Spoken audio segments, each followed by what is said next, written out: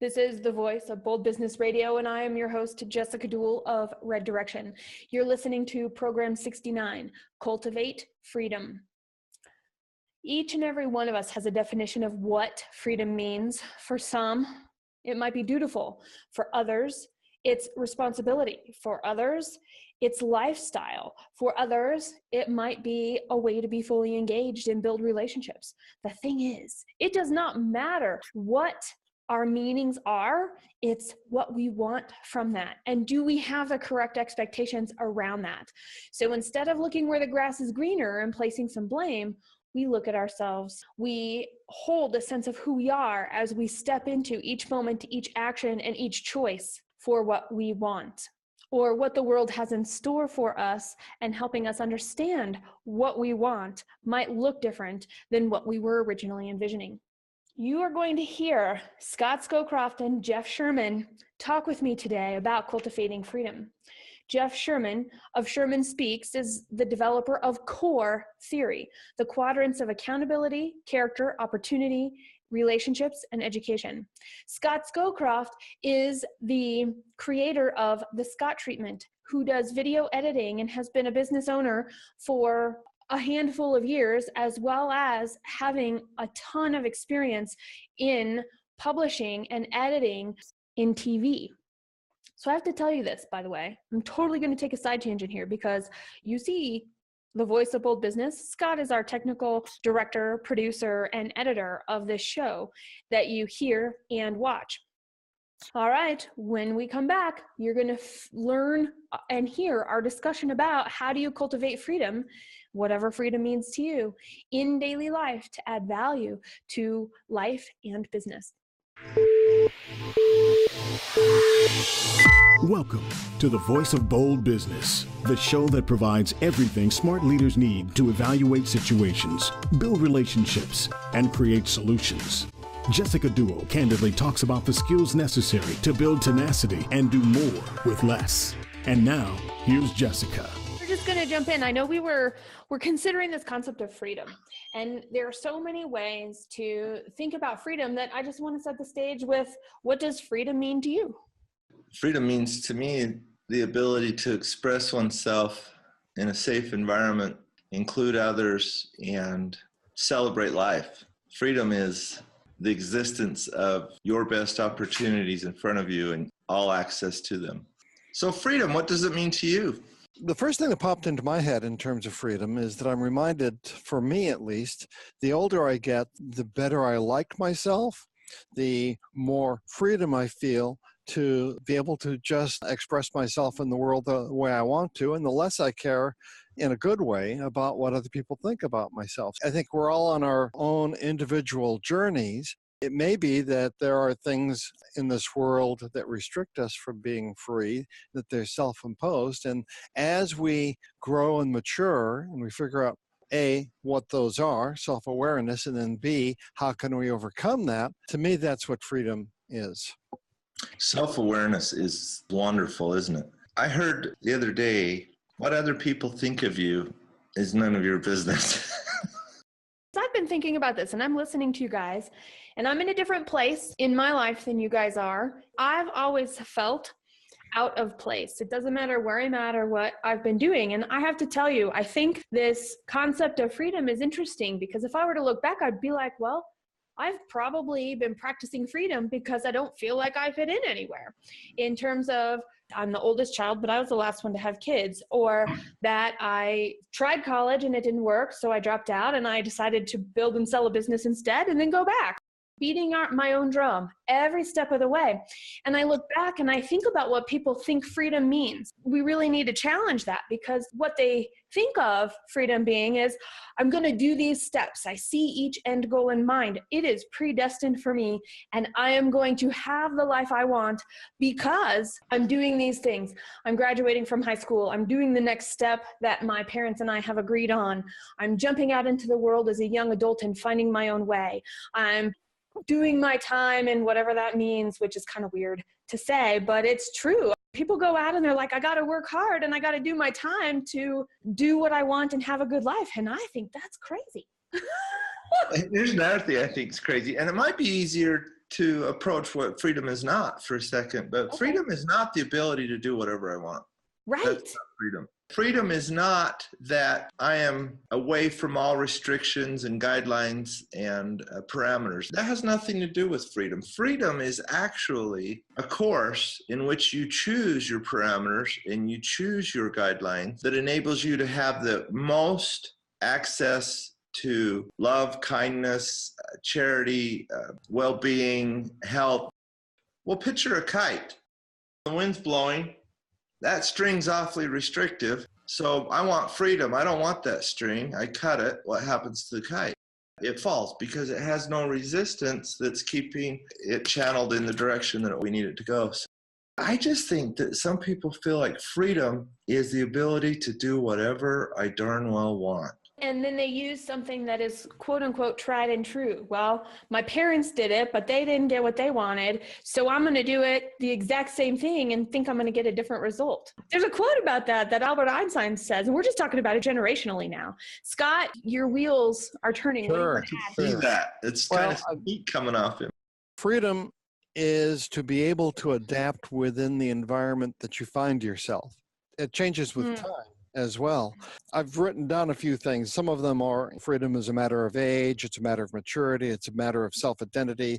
But then I wrote down a matter of luck or of fate. It's not that we can always be in control. In fact, maybe we're never in control of the environment in which we live. For example, we have 3 Caucasians in the show today. If any one of us was a different ethnic background, the world would be entirely different for that person. Or if we happen to be in an Oriental culture, or if we were in the middle of the Middle East or South America or whatnot, our environment would be so much different. Where's our freedom there? We would be constrained in so many ways, we wouldn't be free. Were we to be able to adapt to the circumstances in which we find ourselves, we might be able to optimize the environment in relationship to us. And part of that is changing the environment.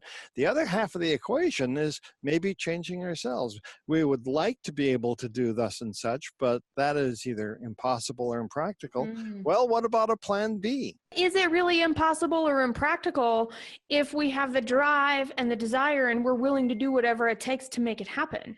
There's an element of that too. Now, I'm never going to be a professional baseball player, but that doesn't mean I can't be really good at baseball and help other people and still very much enjoy it if I put myself to do that. So I'm wondering if it's almost a little bit of an adjustment of recognizing I'm never going to be this, and that's okay because my strengths are over here. So how do I take what this cool thing would be and put my strengths around it?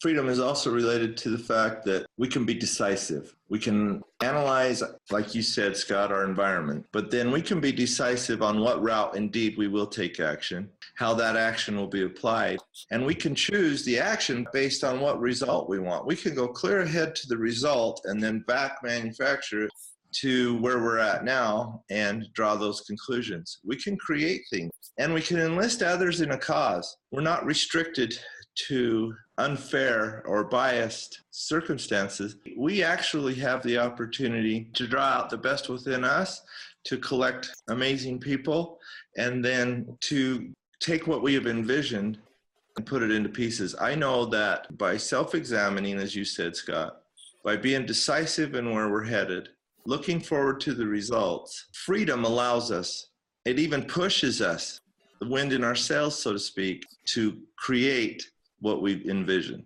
Don't you think? Aren't we self-limiting? Is about the only way we're limited? I know this is not a political program, Jess, but but here we go. You know how this goes. I'll try not to be too controversial, but they talk about the glass ceiling. Through the 1950s and 60s and 70s, it was virtually impossible for a woman to achieve particular status in the business world. Does that mean that they didn't have power or that there wasn't, quote unquote, the woman behind the man? No. So I believe that women could be adaptable and accomplish a facsimile of something, but they couldn't have the trappings of being the president or the chairman of the board. Things are a little bit different nowadays. You can choose the role that you want to play. And if you want to be a change agent, And if you want to try and break that glass ceiling, as an example, you may have the freedom to try and do that. As Jeff indicated, if you're single-minded about it, if you choose to focus on it and do all of the right things, you might even be successful. So you have the freedom to choose the path that you want to go down. But I don't think that you've got the freedom or the guarantee that you'll be successful. There are no guarantees, right? But when we're not able to separate thought from action, when we're not able to combine thought with action, we're stifling ourselves. We're waiting to be acted upon. I think freedom is the ability to act, to take action, to create a cause, to envelop what you're dreaming of and what end result you want and take action on it. That's probably a very fair way to look at freedom.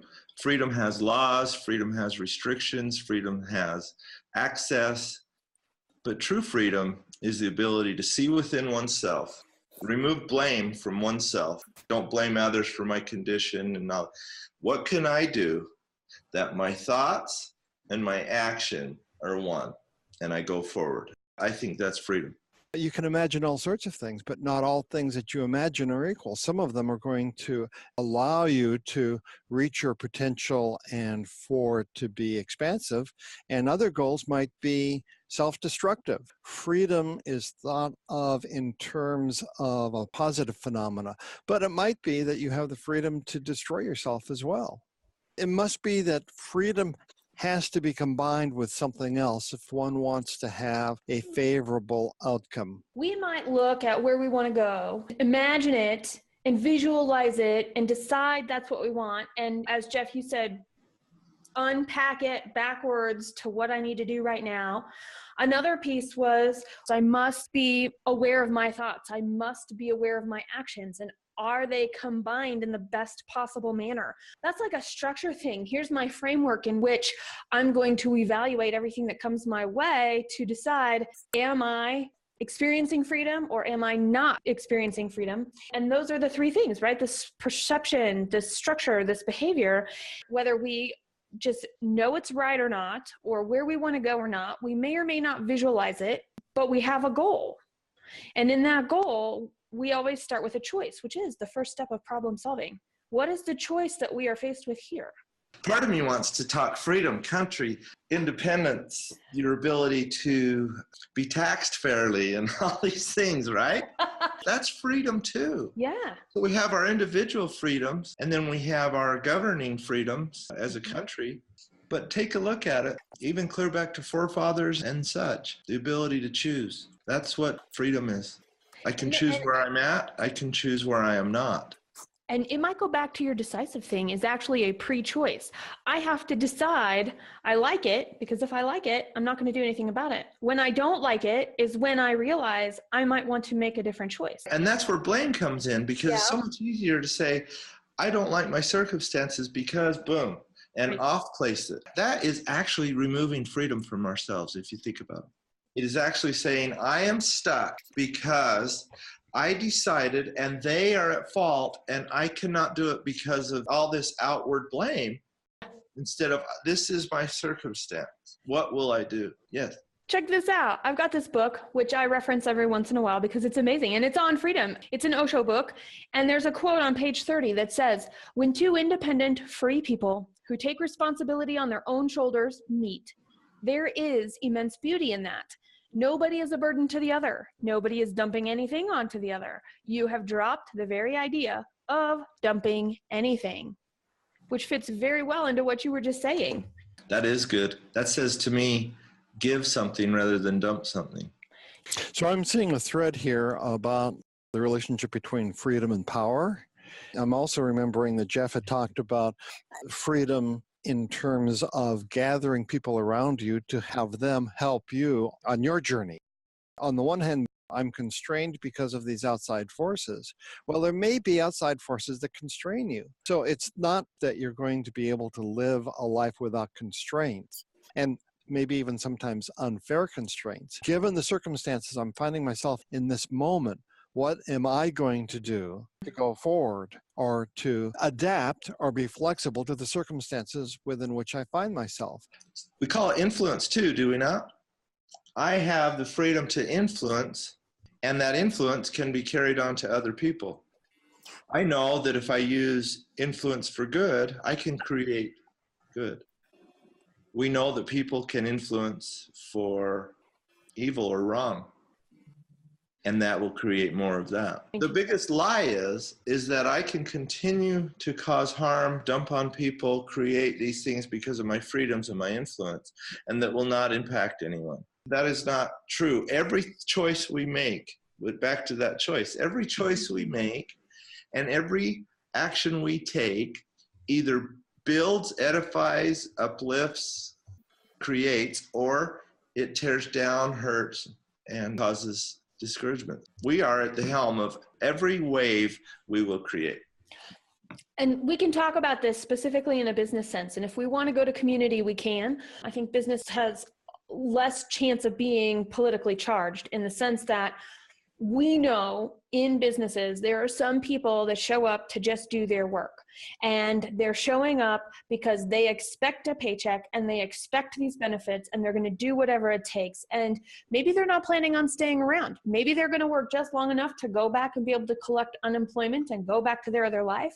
And there are some people in there that all they want to do is they want to stick it to businesses. And if businesses are paying into this unemployment and they felt wronged at some point, they're going to do whatever they can to take advantage of that system. That's, I would say, the evil or the dumping piece, the blame piece. It's everybody else's fault, so I'm going to just go out and forge and do whatever I can because I feel like I need to. This is how I'm going to vindicate and prove my own worth, which is kind of weird because those support systems that are there, like unemployment, holy macaroni, they're totally so people can live while they're finding a new job so they can provide for their families and be useful again. Oh, it's hard, that whole cycle. There is a cycle there to a deeper belief system. I agree. Perhaps no one wants to bring it up, but I'm entitled. We can totally talk about entitlement. I'm free. Freedom is entitlement. No. Well, you know, there's an element of that we need to consider here. And I think that's why things like unemployment, it's this necessary evil that business owners must contribute to. Yet at the same point in time, if some people would never use employment because of their own personal beliefs, I don't need that. I'm not ever going to need that. And that's actually potentially a detriment too, due to these other belief systems that you're talking about. I can do everything by myself. I don't need any help. Yeah. And that's very limiting. How do we change those limiting beliefs? I mean, if we're talking about freedom and we're thinking about these things and how we can get stuck in these circles or cycles, we may not even recognize we're there. We're in a mode where things are changing so rapidly, society hasn't quite caught up to the technological and social changes that are going on. This progress is freedom. Progress is the result of freedom. If we are progressing towards that which builds freedom. Vices and corruptions and things like that, they're not an expression of freedom. No, they are limiting. And they will limit. We will get caught in them. Only through actions which bring businesses together in a coalition of collaboration and foresight and fairness, that's where all of our freedoms are enjoyed. And as soon as we say, yes, but I'm different, I'm going to remove myself from an atmosphere of giving and progress, and I actually want to retrograde. I actually want to succumb to the abnormalities of a degenerate society. I actually want to succumb to allowing myself to step out of cause and action and just have everything brought to me. That is imprisonment. It's the opposite of freedom, but look how that's being taught. That's being understood out there, I think. Scott, you have a phrase for this that you use, and I'm trying to remember it. What is it? We've talked about it several times. Do you know where I'm? Not the adversity, it's how you respond to it? No, it's different than that. I've got so many. I've only got 2 or 3. Let's see here. Let's see. I've had 2 or 3. I've had 2 or 3 thoughts. It's kind of an empire building, and there's 2 sides of empire building, right? There's the empire building that leaves a legacy, and there's an empire building that pillages and forages. Is this helpful? It is helpful, and I think it's slightly different. I think that when one is younger, one is on an empire building quest. But do you have to pillage and forage on your empire building? The underlying assumption that empire building is somehow bad. We are all different, and we're not all there to be leaders. It's not that everyone wants to, in the business world, being responsible for having those you supervise and for making certain types of decisions. We all have not only a different comfort zone, we all want to be able to play to our strengths. I'm not necessarily saying that everyone should try and be an empire builder, but there are some who want to. There are two words that come up in discussion at our dinner table right now, and it goes right along here of this being neutral, but being on either side by choice, right? The idea itself is the idea of defending something we believe in that we're fostering versus protecting it. Without knowing any other context of the conversations we've been having, I want to know, do you guys see a difference in those two words in terms of what we're doing in maybe unearthing those principles, or at least the idea of them, so we can find them ourselves in our lives? Defend versus protect. I'm doing a little bit of activism, and I've written a letter to a local newspaper that could put the business that I'm talking about in a bad light. I'm being a little bit of an activist, so I could be a loose cannon, or I could be the thorn in the side, or however you'd like to No put it. more Mr. Nice Guy Scott.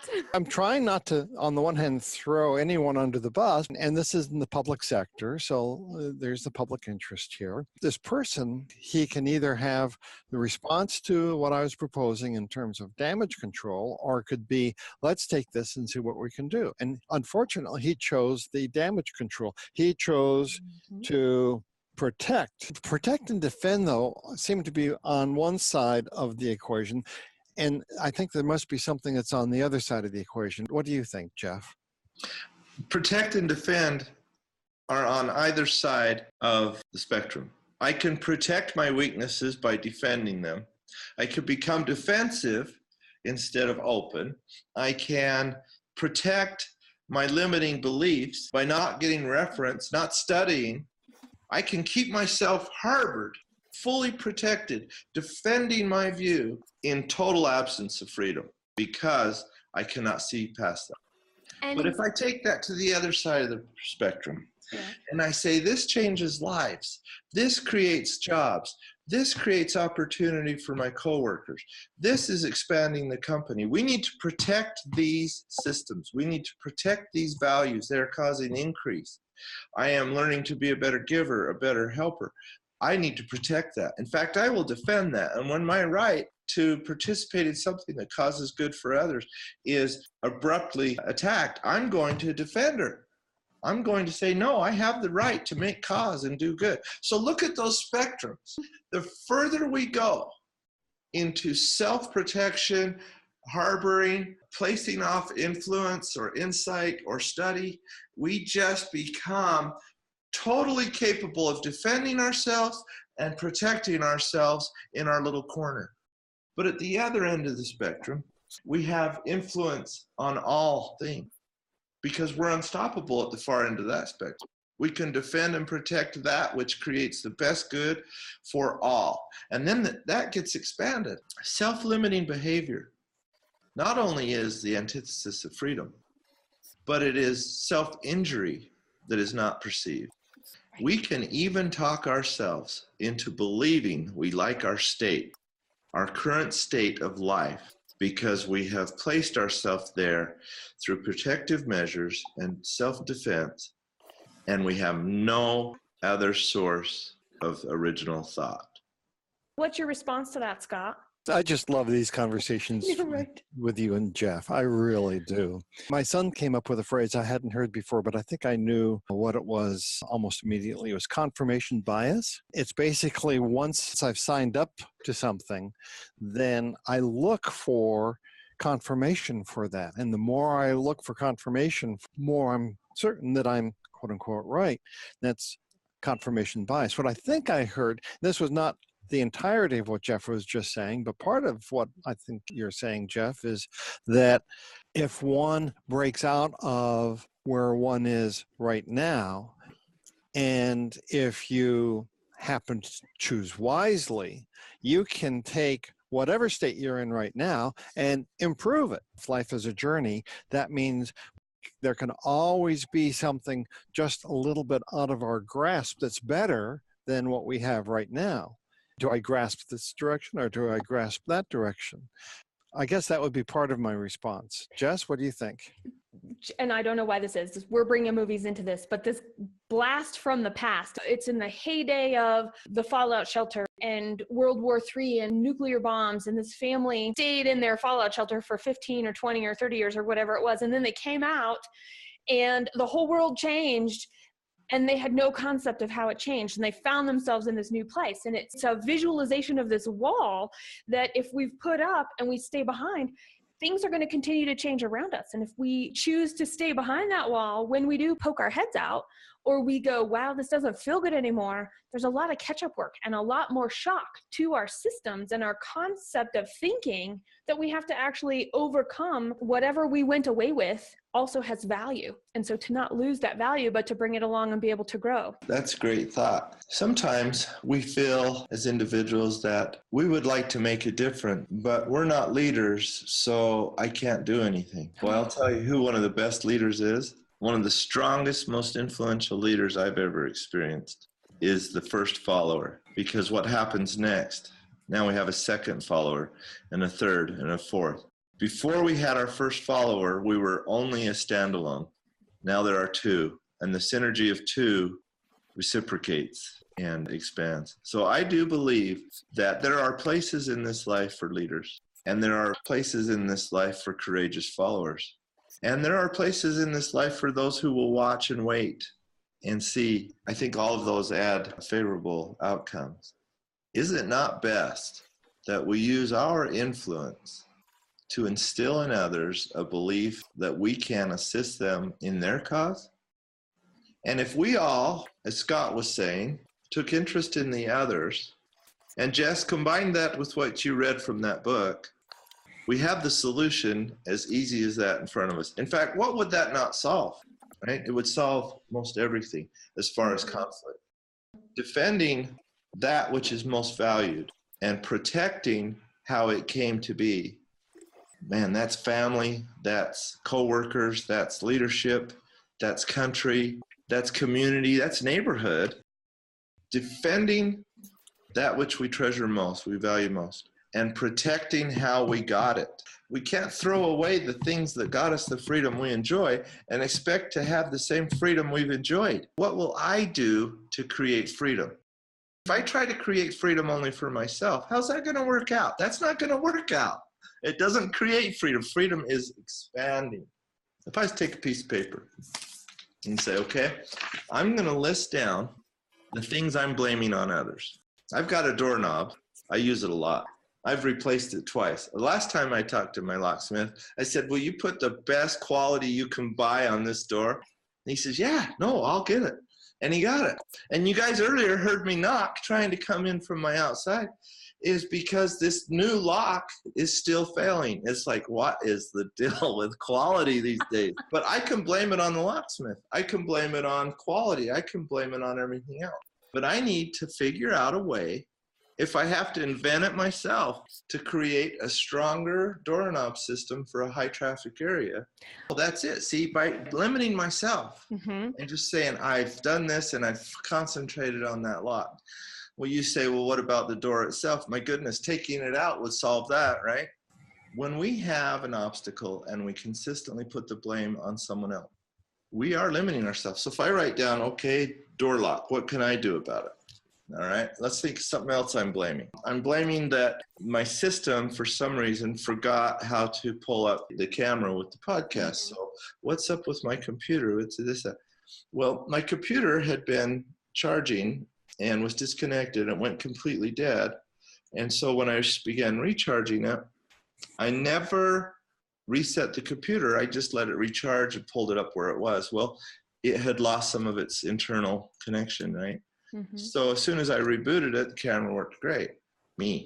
I take responsibility. And when I do that, I increase my freedom.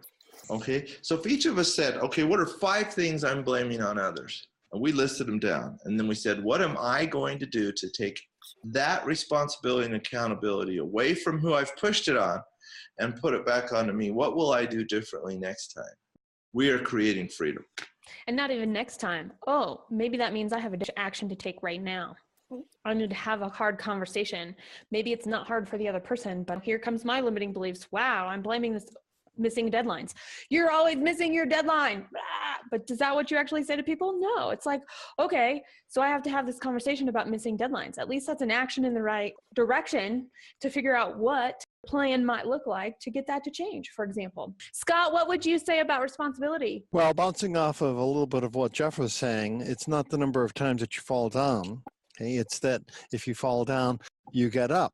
Another way of phrasing it is that you can, quote unquote, fail, and then it's in the state of failure. What is it that you do next? And it could be, well, I have failed because of X, because of this other person or this circumstance. In some regards, that might be entirely reasonable. And yet, where does that get you?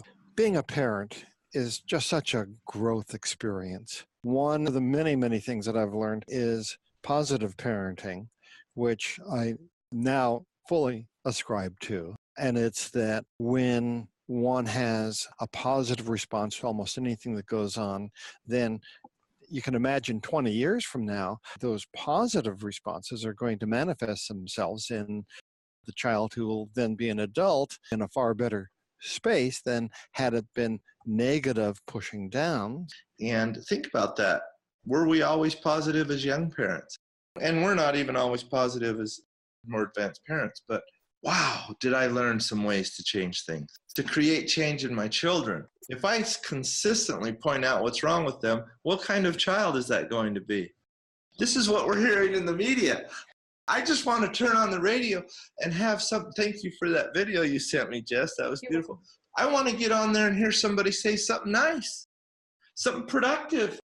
I want to hear both sides of our legislators come together and say, here's what we're moving forward on in America. Here's what we're doing. Countering each other's insights has allowed us to create a solution, and we're going forward with this. Thank you, team. Thank you, team. I want to hear stuff like that. This divisive, fault finding, tearing down, we call that freedom. And I get that we analyze. I get that it's good to critique even and to find solutions.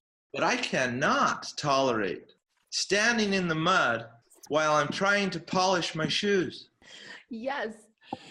Okay, you started with a kite and you ended with your shoes. Great. Really great. And he's referencing the song, Together We Can Change the World. 1, 2, 3, 4, 5, 6, 7, 8. I believe it's not too late. Together we can change the world. And there's a good connective story around that too. I heard it from Donnie Epstein at a Donnie Epstein program. I reached out and commented on the video online. One of the creators of this song reached out to me and told me this is a play about bullying, and I got to learn about his family and his daughter who's a singer. And then it was so cool, I hooked him and his partners up with an author that I know, Trina Paulus, who is in New Jersey. And then both Trina Paulus and John and his crew came on the Jess and Scott show at one time. And we have this amazing network of people just one step at a time that we can connect with, that when we are polishing our shoes, we're not standing in the mud while we do it. That's well said. And look how you used influence. Look how you used cause. Look how you used your energy to benefit someone else because you believed in the cause. Mm-hmm. Now there's 2. Mm-hmm. Now there's 4. And here we go. Mm-hmm. That's freedom.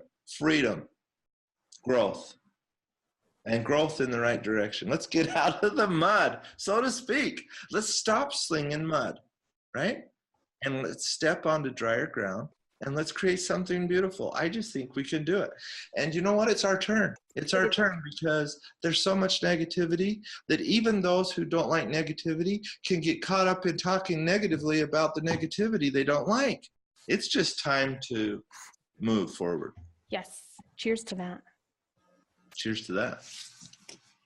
Okay, you guys, the conversation kept going and going and going, and Scott's going to include some after our final credits, so stick around so you can hear some of our after conversation, because we couldn't stop talking about what freedom meant and the responsibility of it and how it shows up, and the fact that our freedoms come from how we show up and how we show up for others and support them in their roles and their journeys. We talked about freedom. We talked about, does it change? We talked about what it's not. We talked about what we have to combine to make it happen. I dare say, I think Scott and I both agree on this. The kite example and the shiny shoes in the mud example are perfect things of, can we take stock? Where are we at? Do we like what we're seeing? And when we don't, choose to change. What's that motivation? What can we do? You are going to find all the program notes for Cultivate Freedom at voiceofboldbusiness.com/P69. That is voiceofboldbusiness.com/P for program 69. You can also search Cultivate Freedom. Okay, make sure you subscribe and listen to the Voice of Bold Business on your preferred listening platform, whether that's iHeartRadio, the RSS feed directly to your email every week, the Stitcher, Libsyn, Google Play, you name it, we've got it.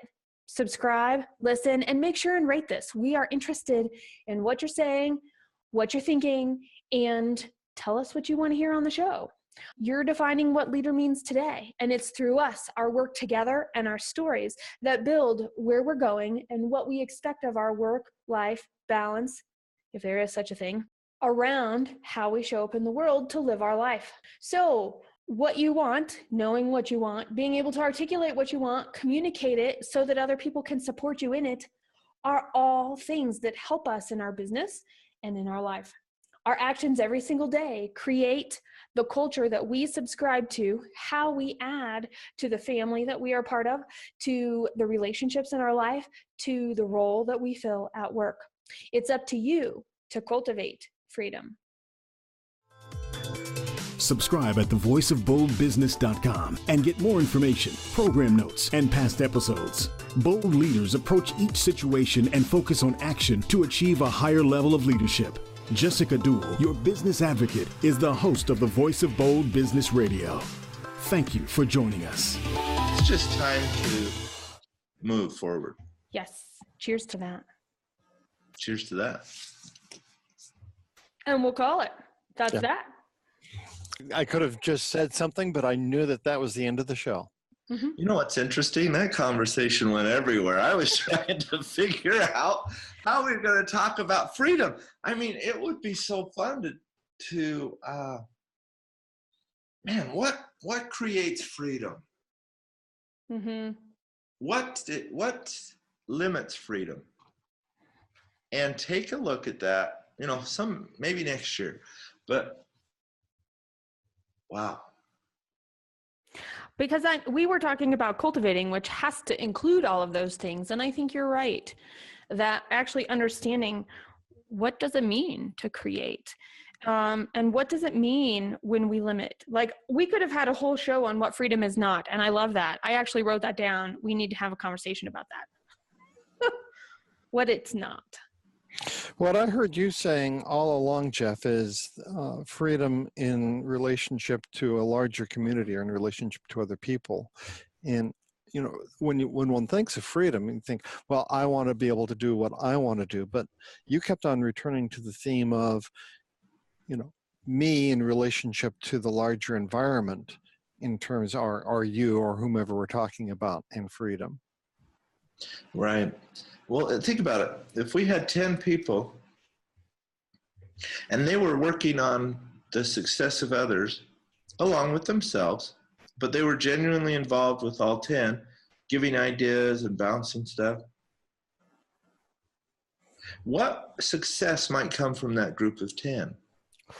Now let's take 10 more people who shake hands and say their niceties and then go into separate offices and work alone.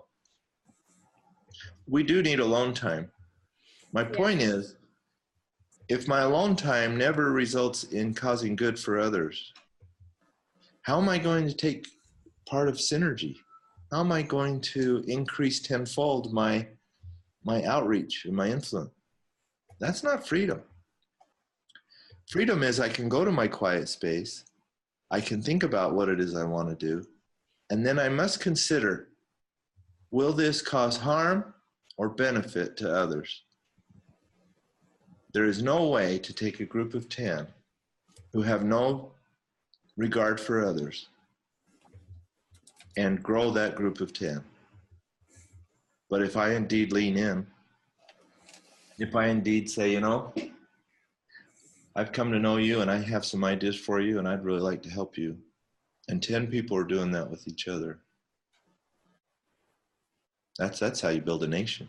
Mm-hmm.